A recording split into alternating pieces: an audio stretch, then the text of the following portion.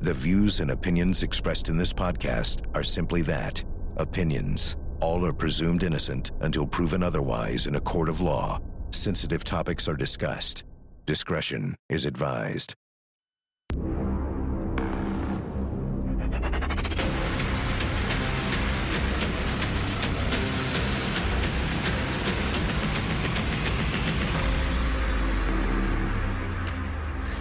I'm Vinnie Politan. The subject of my investigation is the tragic murder of Keith Caneiro and his entire family, wiped out before their sprawling mansion was set on fire.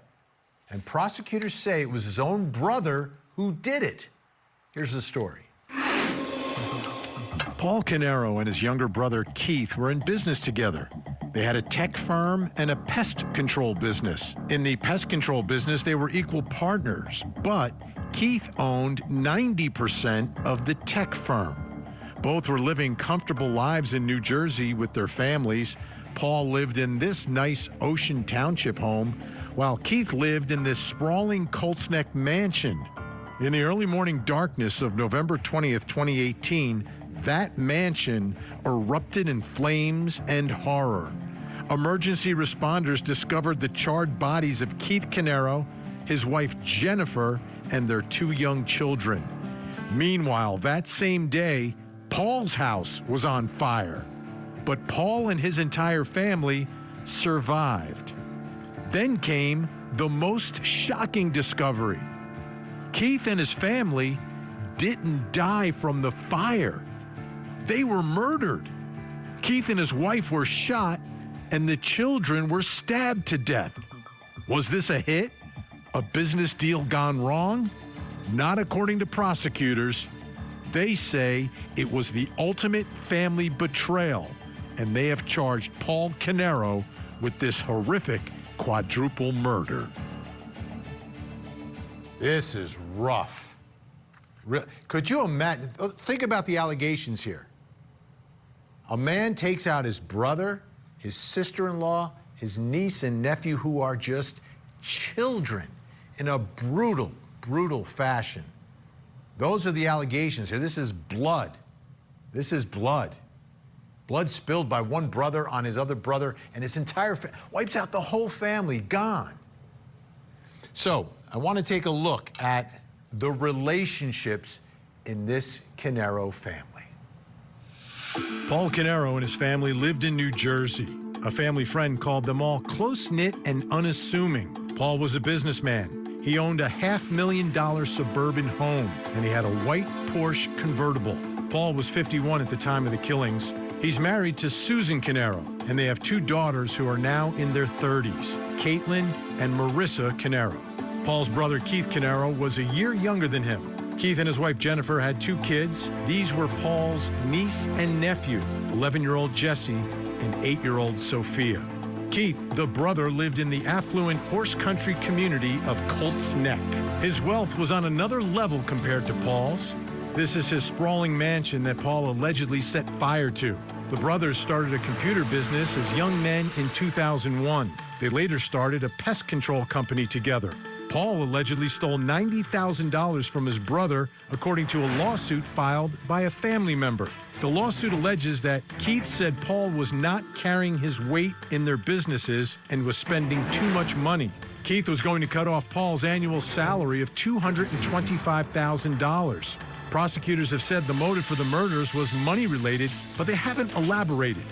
Another possible factor was Keith's life insurance policy. It was around $3 million, and Paul would have potentially gotten it if Keith's entire family was dead. Whatever the reason, it was enough to allegedly lead this suburban middle-aged businessman to kill 4 family members. Yeah, I shake my head because they were successful. They had beautiful, wonderful families. This should have, and here we are, right? This time of year, the most wonderful time of the year, when all those families get together and celebrate one another. And that brings us to the first question in our investigation. What went wrong in Paul and Keith Caneiro's relationship? How did it get to this point according to prosecutors. Joining me, criminal defense attorney, former prosecutor Al Wunsch III, and private investigator Lauren Vellucci. Great to see you both. All right, Al, let's start here. What's wrong here in this relationship? I mean, brothers. Ben, we just need to look to the Bible. Cain slew Abel. Why did Cain kill Abel? Because of jealousy. Because he felt that he was not as favored as his brother, that he was losing out on the graces of God. And as a result of that, he decided to take Abel out in a field. So kind of interesting because his brother was brought out into the yard and then summarily executed there. So, just look to the Bible. This is as old as it gets. You have a brother who is a ne'er-do-well, who's dependent on the other more successful brother. And then that brother all of a sudden starts seeing that maybe this isn't working well and this is not what I want. And he's distancing himself from that other brother. You just take a look at the two houses. I mean, the sprawling estate in Colts Neck, a very nice house in Ocean County, but there's got to be that jealousy. There's got to be that inside hatred that he is not as successful. He is not as, not as good a businessman as his brother. And as a result of that, he takes him out. Yeah, Lauren, I want to put this up. This is from the AP, Associated Press, talking about the businesses that they own together. Keith Caneiro was 90% owner of Square One, Inc., a tech firm, with his brother owning the remaining 10%. The brothers were equal owners of a second business, EcoStar Pest Management, both of which were operated out of a single office in Asbury Park. Keith Caneiro wanted to sell one of the businesses and was frustrated with Paul and the amount of money Paul spent from their business accounts, according to the affidavit that they are quoting here. But to me, it seems like Square One, the tech firm, probably generating a lot more revenue than the pest business. But Keith, being a businessman, he's keeping an eye on the books on both of these, and things are going a little funny, it seems. Yeah, and clearly there was a trust between them because there was a whole lot of stuff going on that his brother didn't know about, but he found out. And to have the accusations of stealing that amount of money says a lot. So clearly he is driven by money, which is telling because we know in some of these cases where there's a killing and the motivation was money, they've done studies, and self-entitlement and grandiosity is often the cause of that, to think that they are just owed that for whatever reason because they want it. And there is just a lack of empathy here to have done this to his family, and it's scary. It's extremely scary. And Al, when I think about, I have a brother, right? In this case, the younger brother was more successful than the older brother. In our family, it's the opposite. The older, my brother, more successful than me. But in either case, either one of us would do anything to support, protect the other, right? There's that special bond that you have. Here, I look at these two, it's almost more like Michael and Fredo from The Godfather, because the older brother, Fredo, who would be Paul, isn't as successful, isn't as smart, right, as his younger brother. And I think that plays into this as well, right? Because I'm the older brother, and you're the one who's got to take care of me. Well, that's certainly part of it, but then again, Fredo tried to get Michael killed, so I think there's a little bit of difference as opposed to just the business situation. But no, but he tries to get him killed, right? He wants to get him killed, and that plays into the same psychology here, because the allegation is that the older kills the younger. Well, it's got to be probably very upsetting, and I'm sure that there's a dynamic at the older brother's home as to why aren't you doing as well as that? Why is this house not as big as his? How come he's got this? How come he's got 90% of the tech company? Although I will tell you that a pest, extermination business is a very successful business, especially down in that area, because around the shore and things like that, you have water bugs, you have a lot of other things. So they are probably quite busy, and they've probably been doing quite well. But the problem is always the jealousy. It's always the Why is he getting more than you? You work as hard as he does. Why has he got that sprawling estate? Why are we here? And that has got to be eating at him. And then when the brother starts saying, listen, I don't like the way things are being spent. I don't like the way things are disappearing off these books. And maybe we have to divest. Then you panic. It's a panic syndrome at that point because now he's got nothing. So that's where this falls. Yeah, and Lauren, this trial, we're expecting to roll out over the course of perhaps 5 weeks. It seems that this is a big part of what prosecutors have to do, right? You've got a jury, and you're telling a jury that one brother killed his brother, his sister-in-law, and stabbed his niece and nephew. I guess they've got to dive into the relationship, the dynamics, and the motive. Yeah, exactly. And you know what? It's sad to say, but I think that a lot of the juries is going to be able to relate to this, not to this extreme, but this is something that happens. Oftentimes siblings are jealous of another. And I find it very interesting. Each of them had a successful business. Maybe one was more rose to the top and maybe made themselves who they were by their work ethic. One had a wonderful house. It wasn't to the other's standard, but yet that wasn't good enough for him. He was not satisfied with that, and he had to take from his other brother to try to get all of it. So I think the jury will be able to relate on a lot of levels, and this story is going to captivate a jury. Yeah, to me, this is the saddest of sad, right? Because it's relatable. It's like I have one brother. There's just the two of us, and this would never, ever happen, but it allegedly happened here.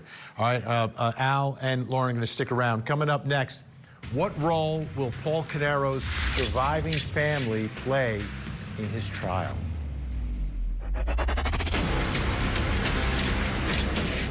The Court TV podcast will return. This one is the most brutal case that I've seen in my experience here. And I know that the entire team of investigators and people involved in working on this case, the fire officials, that they've struggled with this too. Yeah, a lot of that because of what happened at Keith Caneiro's mansion. It burned for hours and hours and hours. Those children's bodies, remains after being stabbed to death, burned. It was brutal, but there were two fires. There wasn't just one fire. There was a fire at Paul Caneiro's home as well. Take a look. After allegedly killing his brother and his brother's family, prosecutors say Paul Caneiro went back to his own house.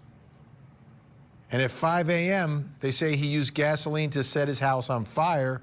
His wife and two daughters inside the house at the time. Now, everybody got out, everybody's okay. But there was a second fire that morning. Now, when this story first hit the news, ABC News spoke with the first lawyer of Paul Caneiro, Bob Honecker, longtime Court TV guest, by the way, told ABC News on Saturday that his wife, Susan, and daughters Marissa and Caitlin fully support him and would be willing to testify at his hearing on Wednesday. All three escaped the fire unharmed. That's 4 days after the quadruple murder, right? Now, Paul's daughter makes a Facebook post. This is in 2021, 3 years after the murders. This is the picture that she posted. It's her with all four victims, her uncle, her aunt, and her cousins. She talked about how much she missed each of her slain family members. She ended it with, "Every day is a struggle without the four of you. It will never get easier. I hope I make you all proud, and I miss you most. Until we meet again, love you always." And Caitlin is now 33 years old. Now, more recently, family members have chosen not to comment publicly. The New York Post reported this in an article from September of 2025 about Caitlin Caneiro's Facebook post. Caitlin, a graduate of Seton Hall University who now works as a nurse, did not return messages seeking comment. Her mother, Susan Caneiro, who has since relocated to Toms River, New Jersey, said, "No comment. I will not comment on anything." And that was when the Post visited. So, all of this, right? The murders, 2018, initial response, no comment, brings us to the next question in our investigation. What role will Paul Caneiro's surviving family play in the trial? The surviving family.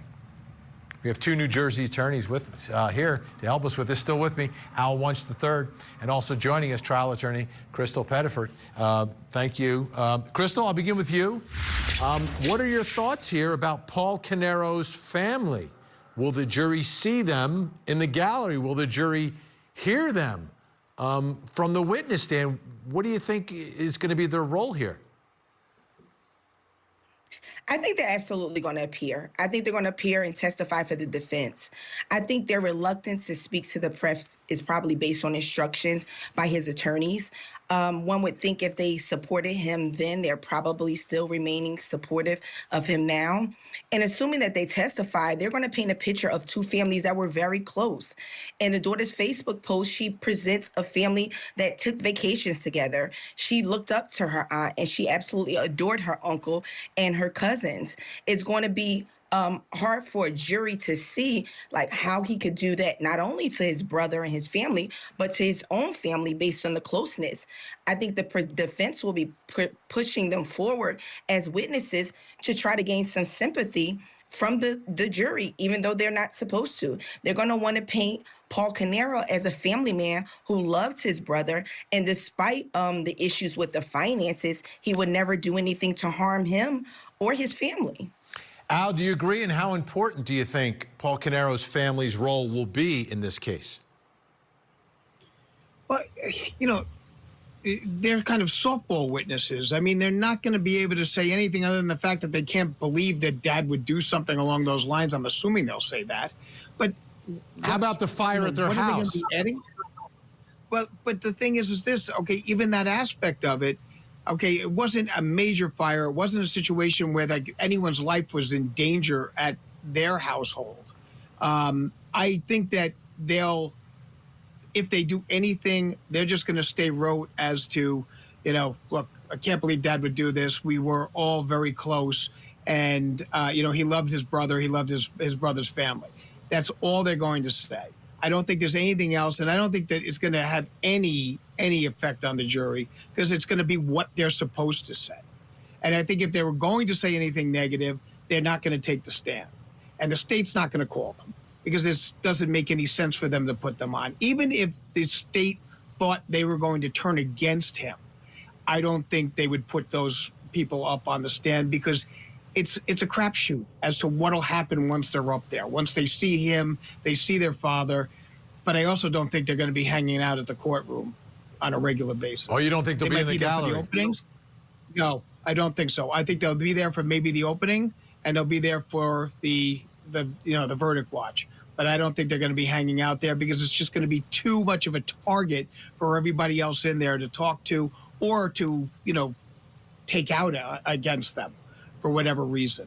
So I think it's going to be, they'll be in for the beginning, they'll be there at the end, they're not going to be there for the middle. Crystal, how do you think they'll be treated by prosecutors?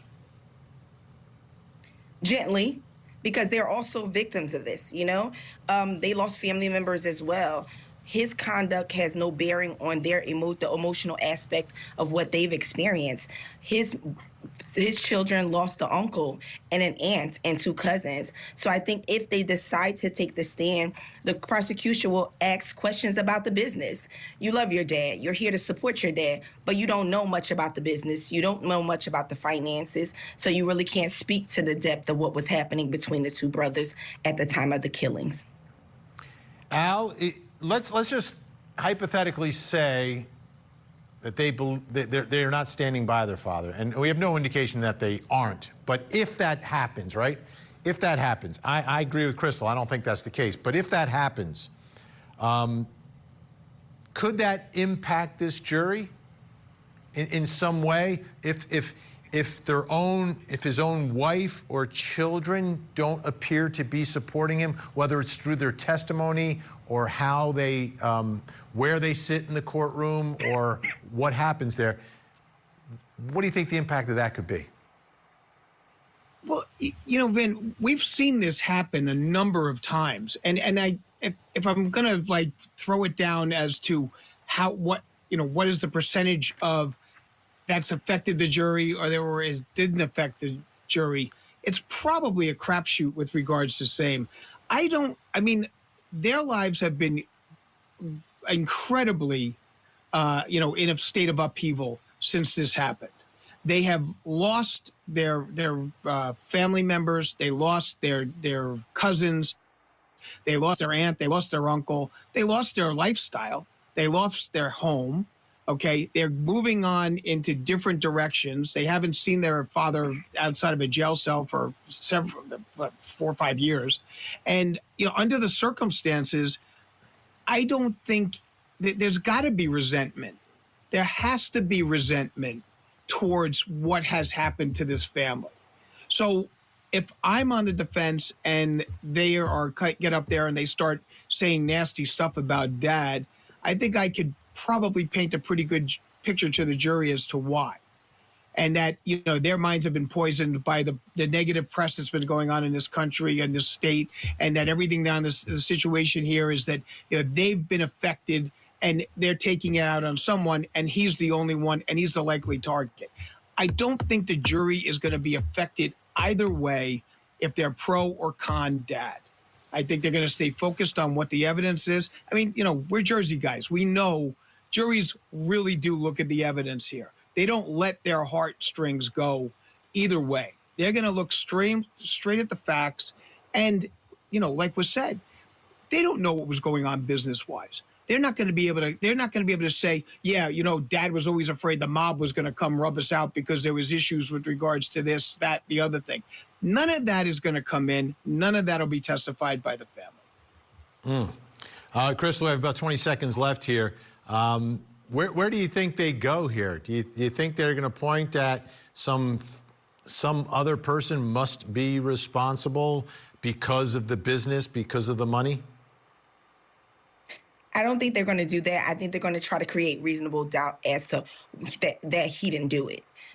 They're not going to, I don't think they're going to go specifically to one person or one group of people. I think they're just going to show that he didn't have the motive to do it. You have brothers that have been in business for almost 20 years, from 2001 to 2018. And yes, there was a financial issue, but I think the purpose of bringing the family in front of the jury is to say the bond was much stronger than this one mishap. And that's what you're trying to do, create a single doubt, a reasonable doubt for the jury to hang on to. And I think that if I were the defense attorney, I wholeheartedly would want the kids to be supportive and his wife of him throughout this process. I think it paints the picture of the overall relationship between the brothers.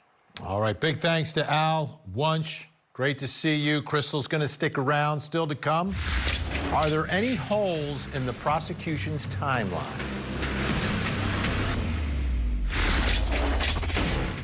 Now, back to the Court TV podcast.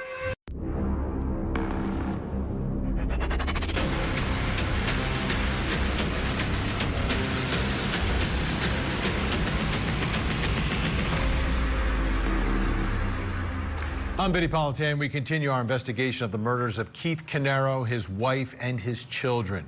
A family executed inside their sprawling New Jersey mansion. And the man prosecutors say was responsible was his own brother. Here's the story. It began with money, resentment, and a widening fracture between brothers Paul Caneiro and Keith Caneiro, men who once shared both blood and business. On a cold November morning in Colts Neck, New Jersey, any hope of reconciliation vanished. Keith Caneiro was found dead on his front lawn, shot before flames swallowed his sprawling mansion. Inside, tragedy deepened. Police say Jennifer Caneiro, just 45 years old, was killed next, along with their children, 11-year-old Jesse Caneiro and 8-year-old Sophia. Investigators believe they were stabbed before the mansion burned, their final moments stolen in silence. Hours earlier, prosecutors say Paul Caneiro lit his own house on fire across town in Ocean Township. A staged distraction meant to blur motive and timeline. Now, Paul Caneiro faces murder and aggravated arson charges as New Jersey braces for a trial rooted in betrayal, rage, and unspeakable loss. This case, this trial, one of the first big ones of 2026, beginning right after the holiday season. So get ready. Court TV cameras inside that courtroom in New Jersey. This is going to be a tough one, but I think an interesting one as you look at some of the evidence and you look at the motive and then obviously the emotion involved as you have brother versus brother.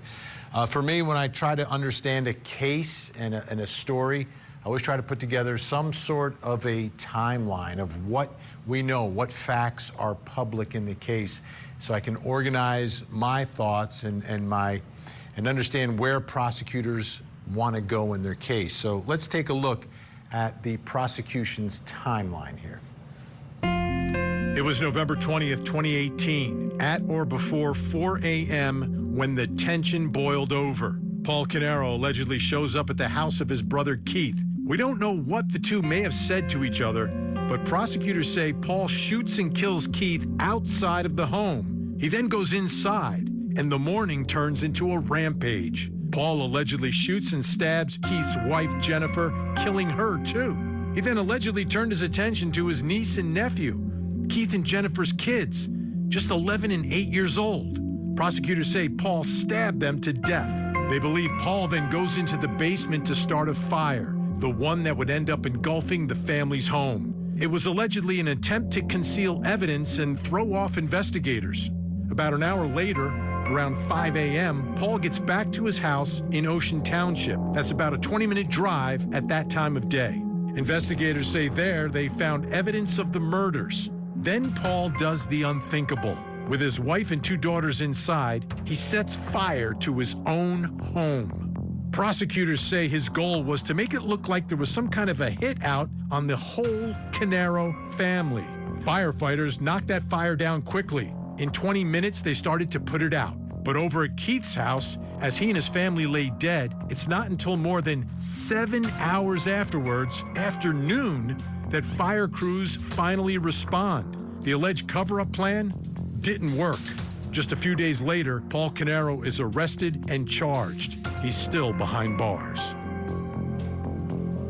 All right, so let's go through some of the big points again in this timeline of events so we understand the allegations against Paul Caneiro. November 20th, 2018. So we're going back several years here. There's been a lot of litigation through the years. Plus you had the COVID shutdown. 4 a.m., Paul Caneiro goes to his brother Keith's house. 4 a.m. Kills his brother and his brother's family, getting his brother to come outside first, and then allegedly going inside to get the family. Then sets fire to this enormous home. 5 a.m., returns back to his own house in Ocean Township, sets fire to his own house. That gets put out, but firefighters don't arrive at Keith Caneiro's mansion until the afternoon. So there's hours and hours of the fire burning and smoldering.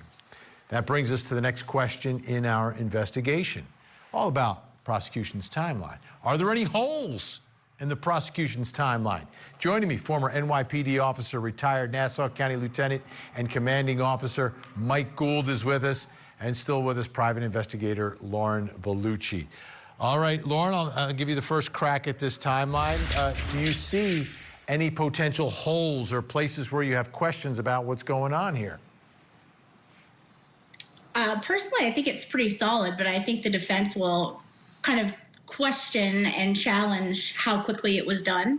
I think it could have been done. I think it probably was done in that time frame. But they're going to have a lot of surveillance camera footage, I'm sure, that they were able to get that we don't know about, showing him driving. Potentially he has to get that gasoline that he used to start the fire.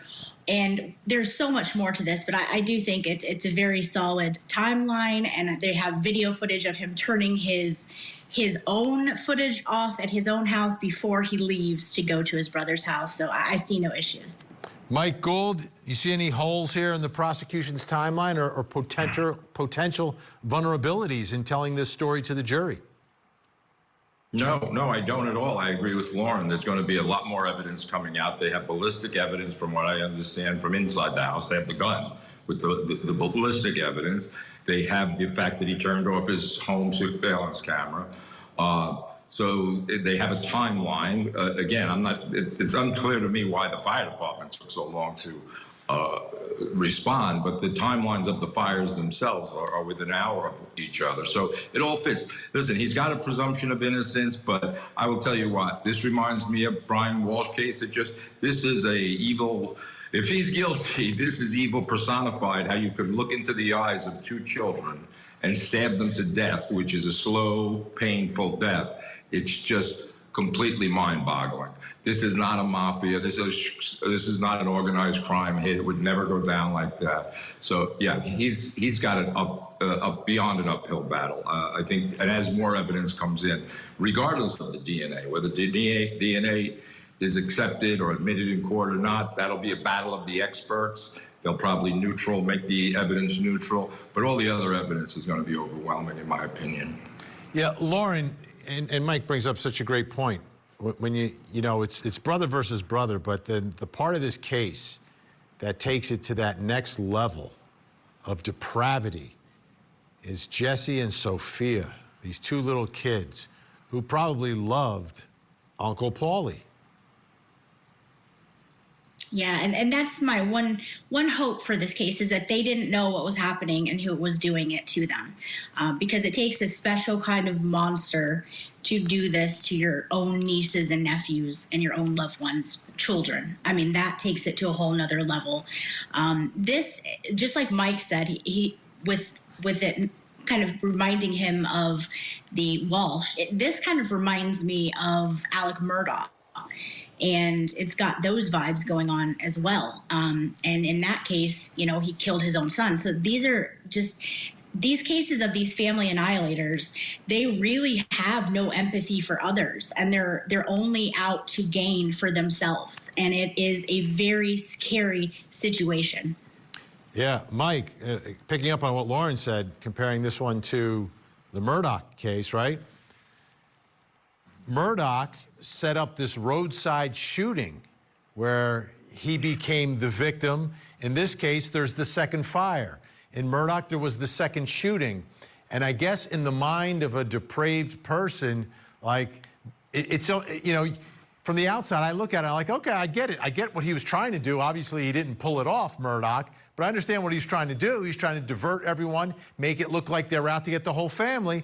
And that's what the allegations are here against Paul Caneiro.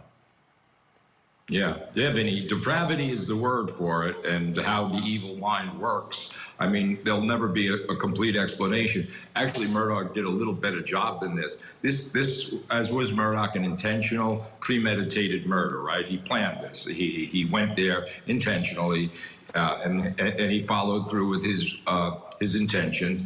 So yeah, this is just evil, as I said, evil personified. I can't even, we can't grasp it. As I said, I've been to gruesome crime scenes, commercial airline crashes, 9/11. But I can tell you, the most hardened investigators and police officers, when it involves young children, it tugs at your heart, because, as I said, you put yourself in these children's position, and to be stabbed, again, it's an emotional, violent. It's horrible.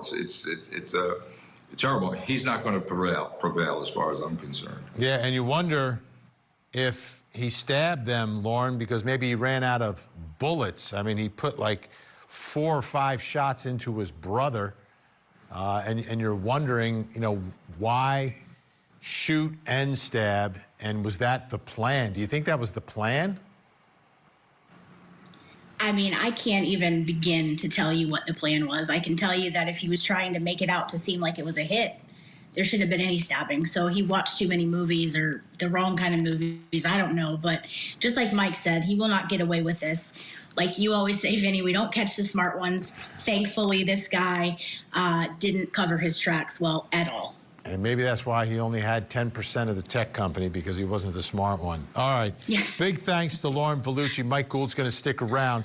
Coming up next, is there any innocent explanation for the DNA evidence? This is the Court TV Podcast. that fire was effectively a ruse designed to make it appear as if the overall Caneiro family was somehow targeted. Yeah, fire number 2 at Paul Caneiro's house. Prosecutors say it was a ruse, right? It was a way to throw him off. Oh, my goodness, they're going after this family.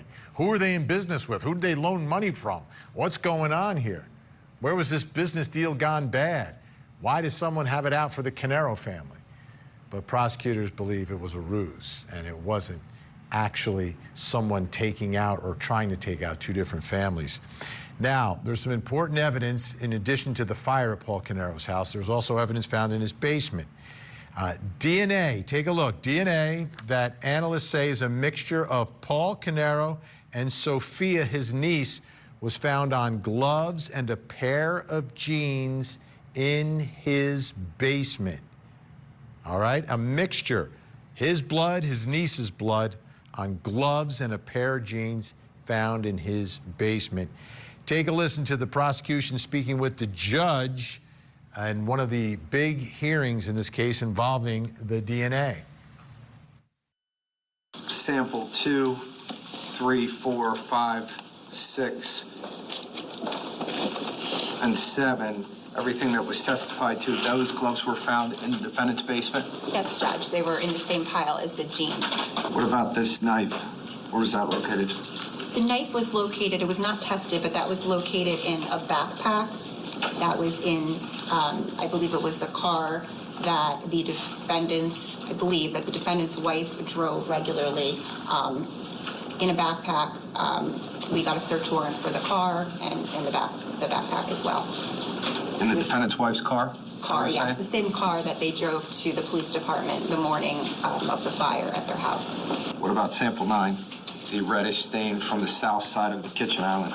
That was taken from the scene in Colts Neck. So the jeans and the gloves were found in the defendant's house in his basement in Ocean Township. The 3 swabs, 9, 10, and 11, were taken from the kitchen in the Colts Neck house where the victims resided, specifically the kitchen where Jesse Caneiro was found deceased. Okay, so the judge is allowing the DNA evidence to get in front of the jury, but it's not going to go in unchallenged by the defense in front of the jury. They challenged it in front of the judge, but the judge said, okay, it's coming in. Take a look here. The defense is challenging the legitimacy of the method that was used to test the DNA evidence. So one thing they can argue to the jury is, well, this isn't real science. It's called STR mix. It allows the testing of tiny, complex DNA samples that likely would have been considered unusable a decade ago.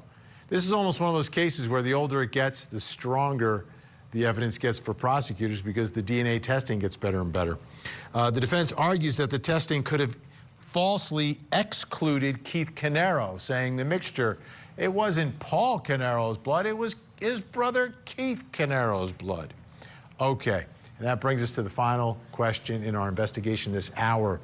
It's about the DNA. Is there any innocent explanation for this DNA evidence? What can the defense say? Still with me, former NYPD officer Mike Gould and New Jersey attorney Crystal Pettiford. Crystal, what are your thoughts here on the DNA? Is there any argument that you could foresee coming from the defense or an expert that they hire that gives us some alternative explanation for this DNA evidence?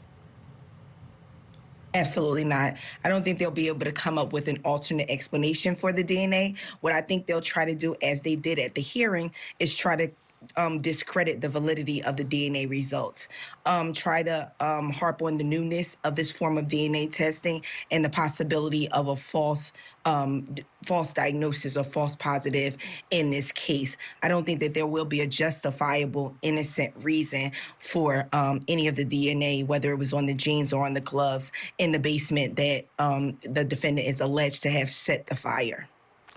Yeah, so Mike, looking at the nature of this evidence, and some of it, as I mentioned, gloves and jeans with a mixture of his blood and his niece's blood, that's so problematic. Are you surprised because he had allegedly had some sort of a plan here, but the plan didn't include like getting rid of this incriminating evidence. Right. Well, like they say, Mike Tyson said, everybody has a plan until they get punched in the face. So I think what may have happened when he shot his brother out front, they were probably maybe arguing or something, and then everything escalated. It was 4 a.m, maybe alcohol or drugs were involved. But regarding the DNA evidence, and it is new, interestingly enough, it was just introduced, or it's being allowed to be introduced in the Rex Uerman Gilgo Beach killing. My experience, when I testify in court as an expert witness, it's a battle, I believe 100% in what I'm saying, but the other side believes also 100% in what they're saying. So scientific evidence, though, to me, it's so tedious and long. And for jurists to sit through this and listen to, as I said, hours and hours, maybe days of scientific, I can't follow what they're talking about 3/4 of the time. So that might neutralize it. But again, there's so much other circumstantial evidence. But the touch DNA, the STR DNA, it is new, but it has been, it will be a battle of the experts, I think. But I don't think that it's going to really affect the outcome of this case at all. Crystal, 0 to 10, how important is the DNA? 10. People like what they can see that's scientifically tested. DNA plays such a huge role in these criminal trials. Without it, there's always room that the jury will find that there is reasonable doubt. When you have DNA, specifically with a stabbing of the young girl, and you have it in the defendant's basement, it's going to be hard for anyone to formulate a doubt as to how that could have ended up there. Yeah, so, Mike, you touched on this before, and I just want to go back to it because I don't know where the defense is going to go. But I know there was talk of this early on in the investigation. Could this have been some sort of a mob type hit? Tell me why you believe it couldn't. You have about 30 seconds. Why it couldn't be? Because the mob is much more efficient. They do, this is their profession. So they wouldn't play around with starting fires. And if they're going to whack people, they're going to do it when they're alone or in a car. They're going to blow up a car. They're going to be far more efficient at this. It just doesn't make sense. They maybe shoot the brother outside, but they wouldn't go in the house now and start stabbing people. They don't generally stab people. They use guns. They shoot people. They don't stab people because that's an emotional connection. So I don't see where they're going to go with that. I don't understand. Yeah, they may not. There was a lot of talk of it early on. Mike Gould, great to see you. Have a great holiday season, a great new year. Crystal Pettiford, great to have you as well. We'll see you again. You know, it's hard not to overlook the differences in the lives these two brothers were living. One so much more successful than the other. Paul's little brother with the big mansion. It makes you wonder if jealousy will be argued as part of the fuel that destroyed this relationship and set two houses and families up in flames. I'm Vinnie Politan. We'll keep digging for answers as the investigation continues.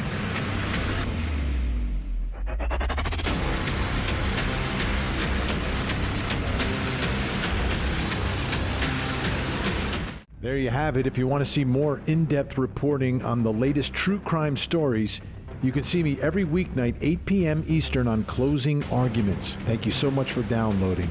And as always, please don't forget to hug the kids. This podcast is a production of Court TV. Go to CourtTV.com for more content, trials on demand, and to find out how to watch Court TV in your area.